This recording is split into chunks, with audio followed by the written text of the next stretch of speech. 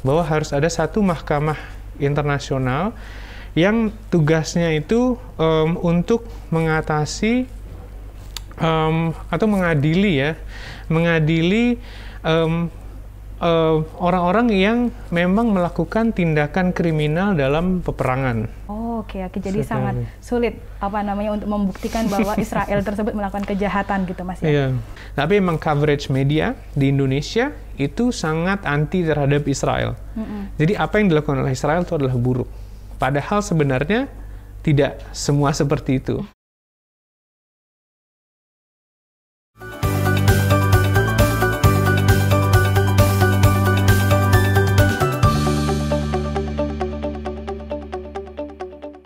Assalamualaikum warahmatullahi wabarakatuh. Halo Sobat Ngalir, ketemu lagi dengan Ngalir Talkshow, ngobrol ala IR yang dipersembahkan oleh Laboratorium Diplomasi Program Studi Hubungan Internasional Universitas Islam Indonesia. Saya, Triina Faripa, akan menemani Sobat Ngalir untuk berbagi cerita dan inspirasi dengan tamu istimewa kita. Hari ini, kita akan membahas misi Mahkamah Pidana Internasional atau The International Criminal Court, ICC di Palestina. Untuk tahu lebih dalam, sudah hadir bersama kita pengamat politik Timur Tengah sekaligus dosen hubungan internasional Universitas Islam Indonesia, yakni Mas Muhammad Reski Utama atau yang sering kita sapa Mas Uta. Halo Mas Uta, apa kabar? Halo Inov, alhamdulillah baik. Bagaimana dengan Inov sendiri? Alhamdulillah sehat Mas, terima kasih banyak. Mas, begini. Sejak 2015, Palestina kan sudah resmi menjadi anggota ICC. Menurut Mas Uta, apa yang sudah didapatkan Palestina dari menjadi anggota ICC tersebut, Mas? Oke, mungkin kita awali dengan siapa itu ICC ya. Betul. Kemudian mungkin di tahun 1998 itu muncul suatu concern gitu, terutama setelah perang di Yugoslavia. Dan bagaimana kejahatan perang itu sangat terjadi dan sangat nyata di Yugoslavia. Dan kemudian kita juga bisa melihat ada genosida di situ dan bagaimana banyak tokoh-tokoh yang kemudian orang-orang tuh ingin mereka diadili, dari mulai Slobodan Milosevic sampai Mladic gitu. Nah, kemudian muncullah suatu ide bahwa harus ada satu mahkamah internasional yang tugasnya itu untuk mengatasi atau mengadili orang-orang yang memang melakukan tindakan kriminal dalam peperangan gitu.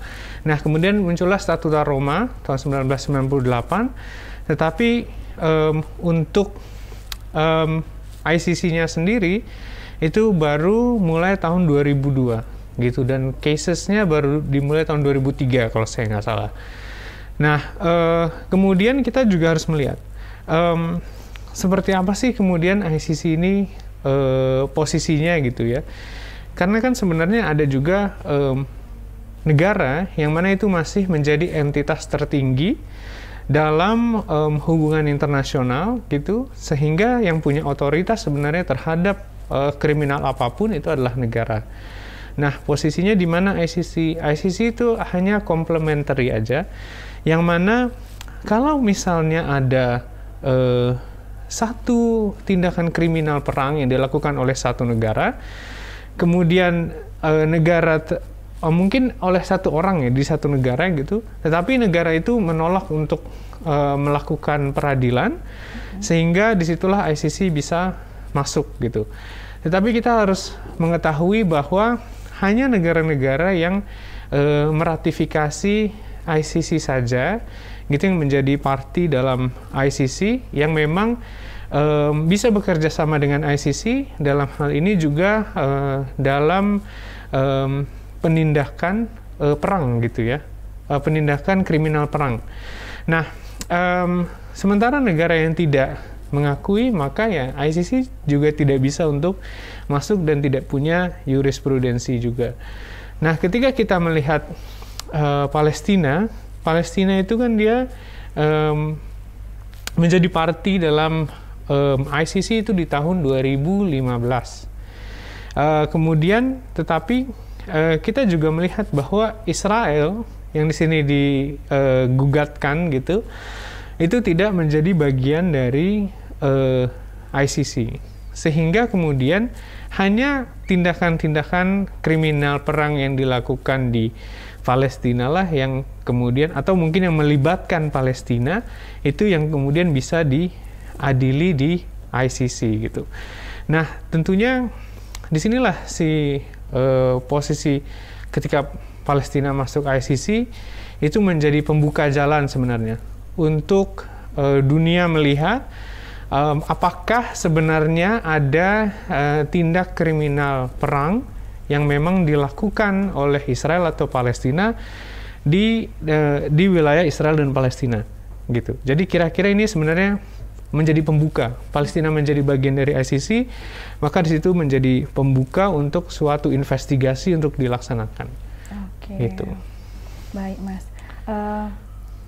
Palestina telah mendesak ICC untuk melihat tindakan Israel pada konflik tahun 2014 kala itu, dan pada tahun 2015 Palestina juga menuntut Israel karena mereka mendirikan pemukiman di di wilayah penduduk Palestina dan yang menurut hukum internasional itu ilegal. Nah, kemudian Mas, pengajuan tersebut baru terkabul pada awal Maret 2021. Jaksa penuntut ICC yakni Fatou Bensouda mengatakan akan membuka kasus ini untuk diselidiki. Nah, menurut Mas Uta, mengapa hal ini memakan waktu yang lama untuk mendapatkan respon dari ICC? Oke. Perkara menyelesaikan suatu kejadian yang memang itu levelnya internasional, kemudian harus memiliki satu jurisprudensi, yang mana di sini jurisprudensi itu berarti adanya hak untuk melakukan penindakan hukum terhadap suatu orang, suatu lembaga atau suatu negara gitu. Nah, ini harus diselidiki betul. Apakah memang ICC itu memiliki jurisprudensi untuk membuat suatu tindakan? Gitu. Kalau misalnya dia tidak memiliki jurisprudensi, maka dia tidak bisa melakukan.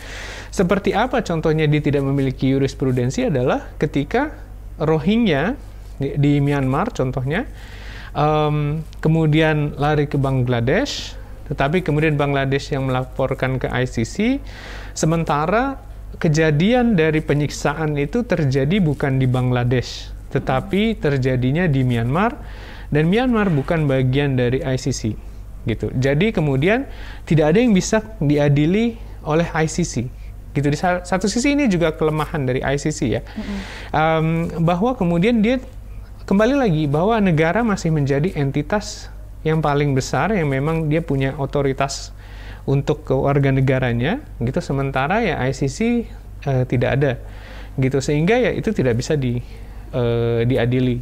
Dan begitu juga ketika dari tahun 2015 sampai 2021, kenapa sangat panjang? Karena banyak hal yang harus dipertimbangkan. Tadi yang pertama adalah jurisprudensinya tadi ya, bahwa harus ada satu wilayah yuridis di mana ICC bisa masuk dan bisa kemudian melakukan pengadilan atau peradilan gitu terhadap satu kasus tersebut. Sementara jika tidak ada, berarti ICC tidak bisa masuk.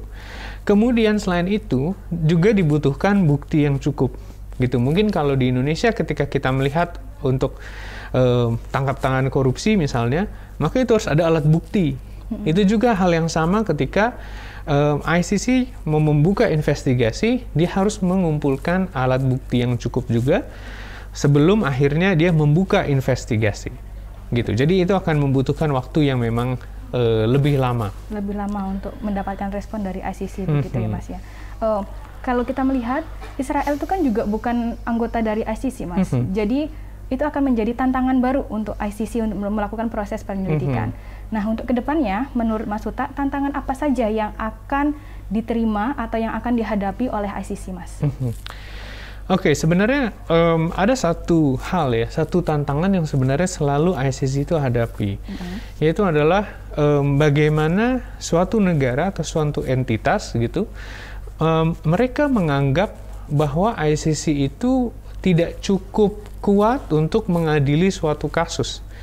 Kenapa? Karena at the end of the day, ketika kasus itu sudah diadili, nah yang kemudian yang memenjarakan siapa? Yaitu adalah negara yang memang menjadi parti dari ICC tadi. Misalnya contohnya, kalau ada kejahatan yang dilakukan oleh satu orang Prancis gitu, misalnya dalam satu peperangan di Afrika, misalnya di Afrika Selatan misalnya, kalau misal terjadi, nah kemudian karena dua-duanya adalah parti dari ICC, maka nanti seusai pengadilan itu nanti yang akan menjalankan penghukuman itu misalnya Afrika Selatan yang menuntut, ya berarti adalah Afrika Selatan gitu. Jadi harus ada parti yang menjalankan. Nah kemudian ketika nanti ini sudah berjalan, terus misalnya sudah tertangkap juga tokoh-tokohnya dari Israel, nah yang harus mengadili juga harus Palestina, dan itu kemudian menimbulkan pertanyaan, apakah Palestina mampu untuk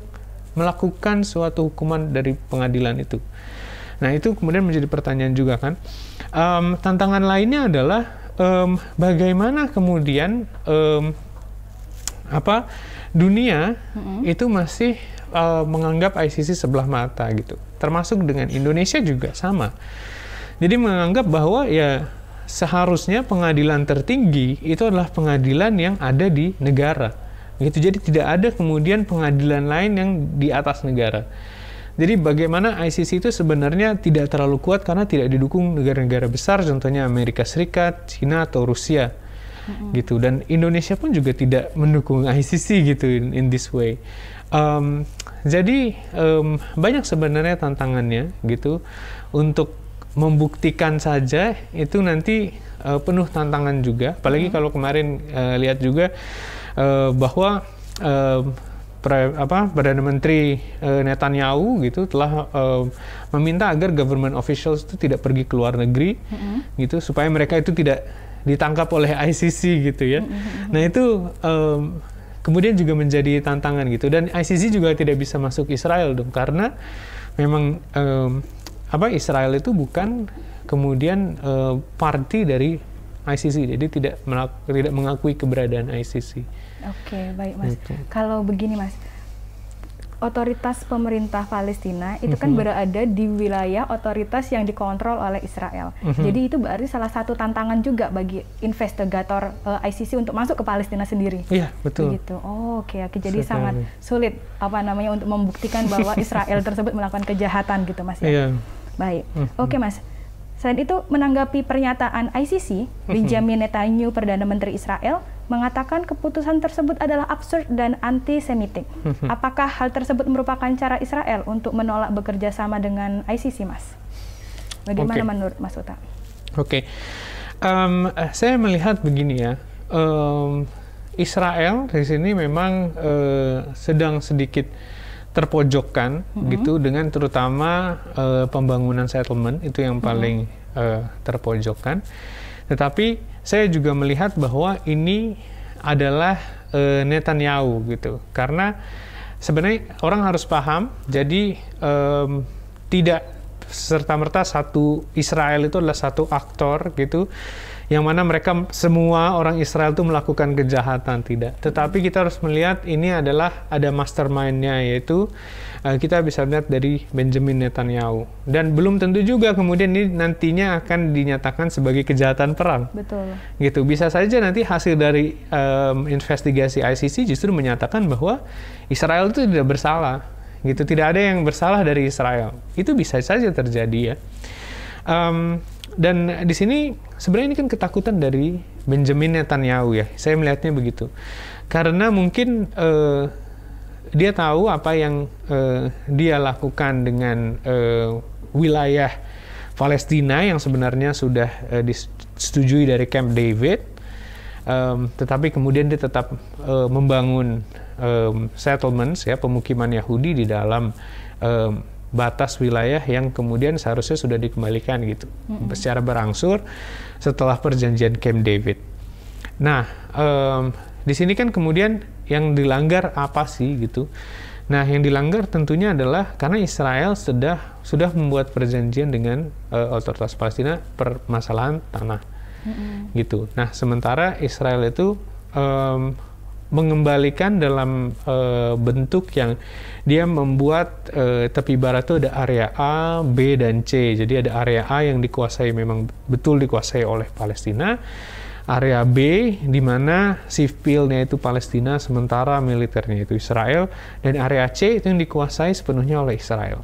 Gitu. Jadi memang ada pemberian otoritas ya terhadap Palestina di situ ya, tetapi kemudian memang sebagian besar dari tepi barat itu masih berada di Israel. Jadi mungkin saya percaya bahwa Netanyahu dan juga kabinetnya gitu ya, mereka pasti sadar atas apa kondisi yang memang terjadi di tepi barat. Oke. Gitu. Jadi makanya mereka mungkin agak anti dan sangat defensif. Oh, betul sekali. Dengan pernyataan beliau yang menggebu-gebu di speech-nya yang menentang bahwa ICC ini absurd karena tidak masuk akal karena kita hanya membangun bangunan di wilayah kita begitu.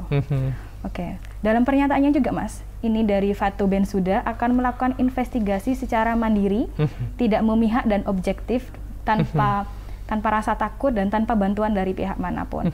Lalu bagaimana ICC memandang Hamas dan otoritas Palestina, Mas?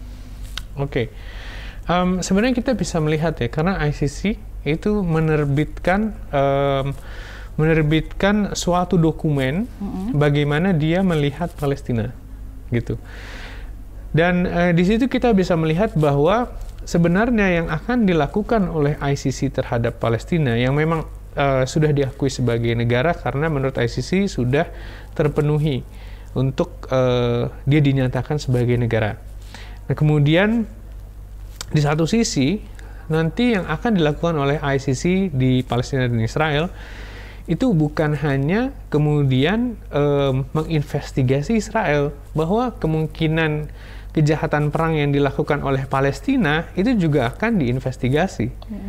Gitu. Saya ambil contoh ya, mungkin banyak orang di Indonesia kemudian hanya melihat Israel, dan itu sebenarnya adalah coverage media, dan saya tidak menyalahkan kesalahan dari orang-orang Indonesia untuk tidak terlalu memahami apa yang sebenarnya terjadi.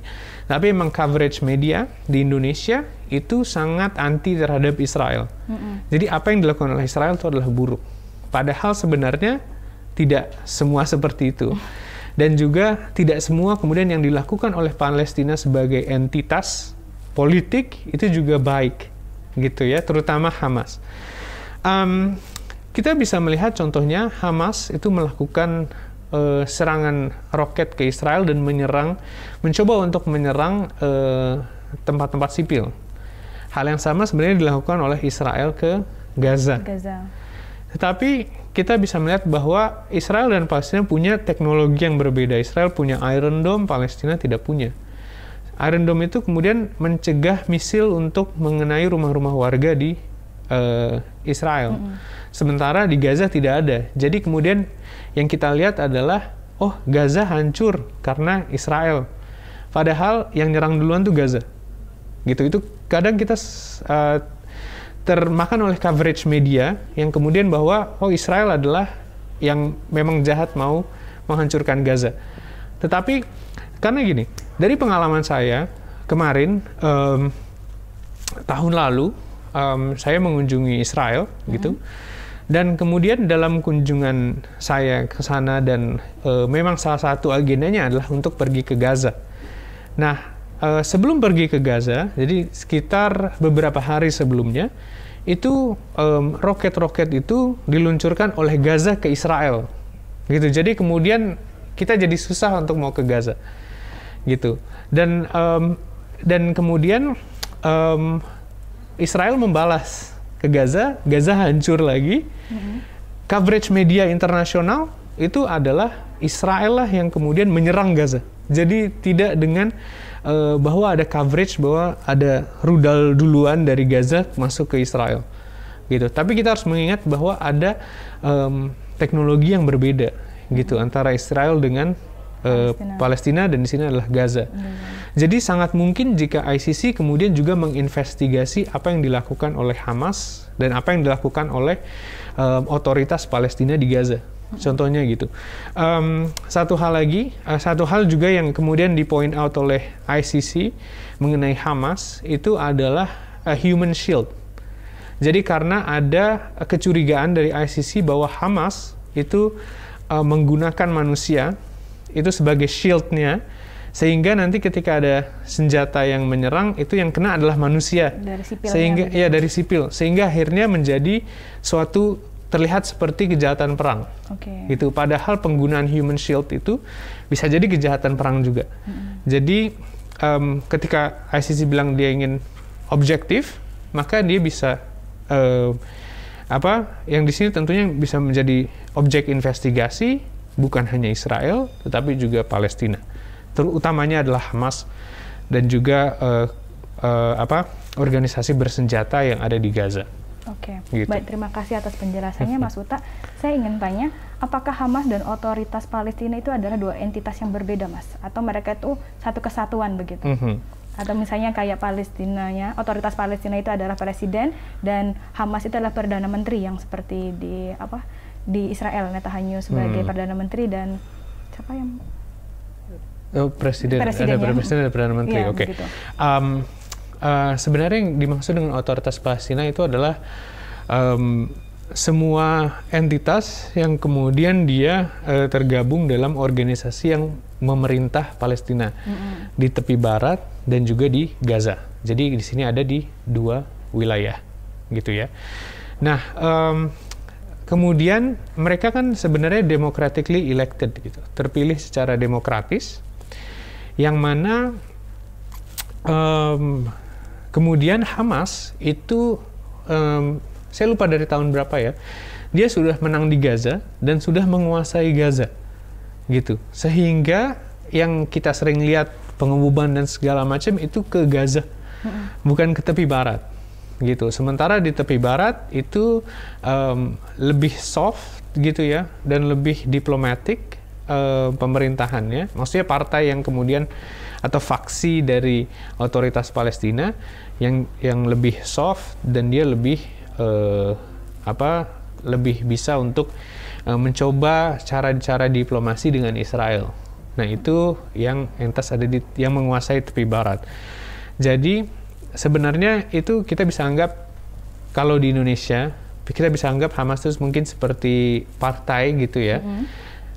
Partai yang kemudian misalnya menguasai satu provinsi di Indonesia dan kemudian dia berkuasa di provinsi itu, gitu. Nah, itu sama Hamas, dia electednya memang banyak di Gaza dan juga ya di Gaza lah akhirnya menjadi tempat kekuasaan dari Hamas, gitu. Jadi kira-kira itu. Jadi Hamas ya bagian dari otoritas Palestina. Pertanyaan terakhir ini, Mas. Apakah ICC dapat mewujudkan harapan komunitas internasional untuk menciptakan perdamaian di kawasan konflik tersebut? Selain itu, bagaimana misi ICC dianggap berhasil? Kalau saya sendiri menganggapnya ini skeptis ya. Skeptis bahwa dia perjalanannya akan mulus, akan kemudian memberikan memberikan suatu keadilan yang diharapkan oleh dunia, gitu. Karena kemudian kembali lagi kita melihat seperti apa kinerja dari ICC dan juga seperti apa ICC ini kemudian ditanggapi oleh negara-negara yang party terhadap dia dan juga yang bukan party terhadap dia, gitu. Kita bisa melihat contohnya mungkin beberapa kasus itu sudah selesai ya, seperti kasus-kasus yang memang terjadi di Afrika. Gitu. Tetapi kemudian banyak kasus di tempat lain itu belum selesai, gitu. Belum selesai. Kenapa? Karena itu masih dalam proses investigasi, atau bisa juga kasus itu tidak selesai karena negara yang memang melakukannya adalah non-party, seperti masalah Rohingya dengan Myanmar, gitu. Sehingga ya tindakannya tidak bisa dilakukan, gitu, karena harus Myanmar harus rela menyerahkan warga negaranya untuk diadili gitu. Dan kemudian setelah pengadilan sendiri itu kemudian ada kelanjutan hukumnya kan. Kelanjutan hukum dia akan apa dari putusan dan hukumannya. Gitu, dan ini kan kembali kepada basis negara yang memang party terhadap ICC gitu. Kalau misalnya nanti memang sudah ada oknum-oknum gitu yang memang dinyatakan bersalah oleh ICC dalam kasus Israel dan Palestina, dan kemudian harus diadili, siapa yang harus mengadili? Yaitu kan Palestina, dan saya juga skeptis bahwa Palestina mampu untuk melakukan itu. Kenapa? Karena dalam sisi lain law enforcement di Palestina pun itu belum juga sepenuhnya baik ya. Contohnya saya waktu itu pergi ke bagian kamp pengungsi Palestina yang sebenarnya di bawah otoritas Palestina dan berada di tepi barat. Tapi kehidupannya di situ seperti no man's land gitu ya. Penegakan hukum tidak selayaknya terjadi di wilayah itu. Sehingga kemudian orang-orang di situ pun tetap pergi mencari pekerjaan, tetap ke Israel gitu. Dan kemudian ya mereka mencoba hidup di camp itu, yang camp itu sudah menjadi kota sendiri gitu. Nah, apakah kemudian menjadi satu pertanyaan besar, apakah pemerintah Palestina itu mampu untuk menjalankan kelanjutan kalau misalnya memang sudah ada orang yang dinyatakan bersalah dan kemudian dipersekusi atau dihukum di wilayah teritori yurisdiksi Palestina. Apakah memang itu bisa dilakukan oleh Palestina, dan apakah Palestina cukup sabar untuk tidak maksudnya untuk tetap meskipun itu di yurisdiksi Palestina, tetapi untuk tetap menjaga martabat dan hak asasi manusia yang memang dimiliki oleh orang-orang ini, gitu. Jadi saya sangat skeptis dengan hal itu. Meskipun demikian, yang disebut dengan sukses, gitu ya. Kalau suksesnya dari ICC, itu ketika suatu proses dari mulai persidangan, kemudian masuk ke pembacaan putusan, dan akhirnya ada tindak lanjut, itu semua berjalan sesuai apa yang memang diinginkan, gitu. Semua selesai, persidangan selesai, kemudian oleh negaranya sendiri itu dilanjutkan untuk kelanjutan pemberian hukumannya. Nah, itu berarti disitulah dianggap sukses. Saya ambil satu contoh yang tidak sukses. Dulu Presiden Sudan ya, Omar al-Bashir kalau nggak salah ya. Jadi dia sudah selesai di ICC peradilannya, tapi kemudian harus dilanjutkan lagi ke Sudan karena hukuman harus dilaksanakan oleh Sudan. Tapi di Sudan dia tidak dihukum juga gitu. Jadi balik lagi, sebenarnya negara tetap berdaulat gitu ya. Dan saya sangat skeptis sebenarnya ketika kita membicarakan tentang apakah ICC itu memang benar-benar bisa punya suatu kekuatan yang itu bisa membawa keadilan untuk semua orang. Oke, gitu. Baik. Terima kasih Mas Uta atas penjelasannya. Baik, itulah tadi ngalir mengenai misi Mahkamah Pidana Internasional atau The International Criminal Court (ICC) di Palestina. Semoga bermanfaat dan menambah wawasan Sobat Ngalir. Terima kasih Mas Uta. Sama-sama. Sudah berkenan ngobrol. Terima kasih juga. Dengan saya sudah diundang. Oh, terima kasih banyak dengan senang hati. Serta terima kasih banyak kepada Sobat Ngalir yang selalu setia menyaksikan program ini. Kami akan hadir kembali dengan topik diskusi menarik lainnya. Untuk itu, stay tune terus di Ngalir Talkshow. Jangan lupa untuk like dan subscribe channel YouTube kami. Saya Tri Inaf Haripa, mohon undur diri. Wassalamualaikum warahmatullahi wabarakatuh. Bye-bye.